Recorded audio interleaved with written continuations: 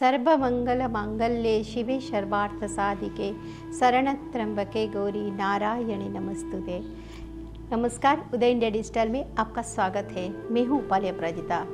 आज 9 अप्रैल यानी चैत्र मास शुक्ल पक्ष की प्रतिपदा से बासंतीय नवरात्रि की शुरुआत हो गई है, जिसका समापन 17 अप्रैल को होगा। आज से दुनिया भर के भक्त माँ जगदम्बा के 9 रूपों की आराधना में डूब जाएंगे। तो हम अपने दर्शकों को बता दें कि इस वर्ष चैत्र प्रतिपदा तिथि का प्रारंभ 8 अप्रैल की रात 11:50 से शुरू हो जाएगा और 9 अप्रैल को रात 8:30 पर समाप्त होगा। ऐसे में भारतीय पंचांग की उदया तिथि के नियमों के अनुसार मंगलवार 9 अप्रैल को कलश स्थापना की जाएगी। सुबह 5:52 से लेकर 10:04 तक कलश स्थापना का पहला मुहूर्त बन रहा है, जिसके बाद 11:45 से दोपहर 12:35 पर घट स्थापना का दूसरा मुहूर्त। इन दोनों मुहूर्तों में आप देवी की प्रतिमा के सामने कलश स्थापित करके अपने नवरात्रि व्रत का प्रारंभ कर सकते हैं। इस बार नवरात्रि की शुरुआत मंगलवार को हो रही है, जिसके चलते देवी की सवारी घोड़ा माना जा रहा है, जिसे छत्रभंगे स्तुर्गम कहा जाता है। जिस वर्ष माता घोड़े पर सवार होकर आती है, वो समय समाज और राजनीति में बड़े उथल पुथल का होता है, जिसमें विवादों और युद्ध की आशंका बढ़ जाती है। ऐसे में माता की आराधना विशेष तौर पर जरूरी है, जिससे भक्तगण उनसे देश और समाज में शांति बनाए रखने की प्रार्थना करें।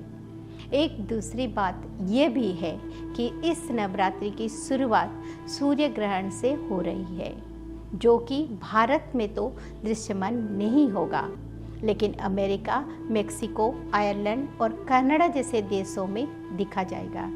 ये बेहद लंबा सूर्य ग्रहण होगा, जिसकी अवधि 5 घंटे 25 मिनट की होगी। इस साल ग्रहण के दौरान दुनिया के कई हिस्सों में 7 मिनट के लिए पूरी तरह अंधेरा छा जाएगा, लेकिन यह स्थिति भारत में नहीं आने वाली है। अमेरिका और यूरोप के जिन स्थानों पर ग्रहण दिखाई दे रहा है, वहाँ इसका दुष्प्रभाव पड़ने की आशंका जताई जा रही है। भारत में ग्रहण दिखाई ना देने की वजह से यहाँ ना तो इसका सूतक काल लगेगा और ना ही कोई दुष्प्रभाव पड़ेगा। लेकिन ज्योतिषियों का मानना है कि घोड़े पर देवी की सवारी और ग्रहण के नवरात्रि की शुरुआत दुनिया के कुछ हिस्सों पर बुरा प्रभाव डाल सकता है, लेकिन भारत इससे अछूता रहेगा।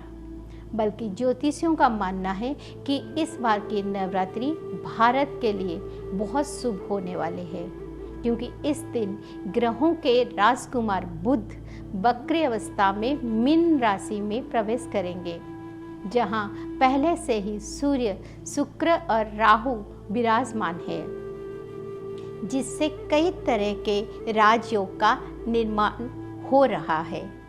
तो जी, देवी जगदम्बा के भक्तों के लिए इस वर्ष कई अच्छे समाचार लेकर आने वाला है, क्योंकि इस वर्ष अश्विनी नक्षत्र में नवरात्रि शुरू हो रही है, जिसकी वजह से 30 सालों के बाद अमृत सिद्धि योग, लक्ष्मी नारायण राजयोग, सस योग, सर्वार्थ सिद्धि योग बन रहा है। कुल मिलाकर देखा जाए तो इस बार की नवरात्रि में भक्तों के लिए अच्छा और अभक्तों के लिए बुरा प्रभाव साफ दिखाई दे रहा है। इसीलिए मैं भारतीय चेतना के अपने दर्शकों से अनुरोध करूंगी कि इस बार की नवरात्रि बेहद विशेष है। इस बार आपको ज़्यादा श्रद्धा और भक्ति से देवी की उपासना करनी चाहिए। अपने इस खास कार्यक्रम में मैं आपको नवरात्रि से जुड़ी कथाएं और विधि विधानों की जानकारी प्रदान करती रहूँगी। ओम नमो चंडिकाय।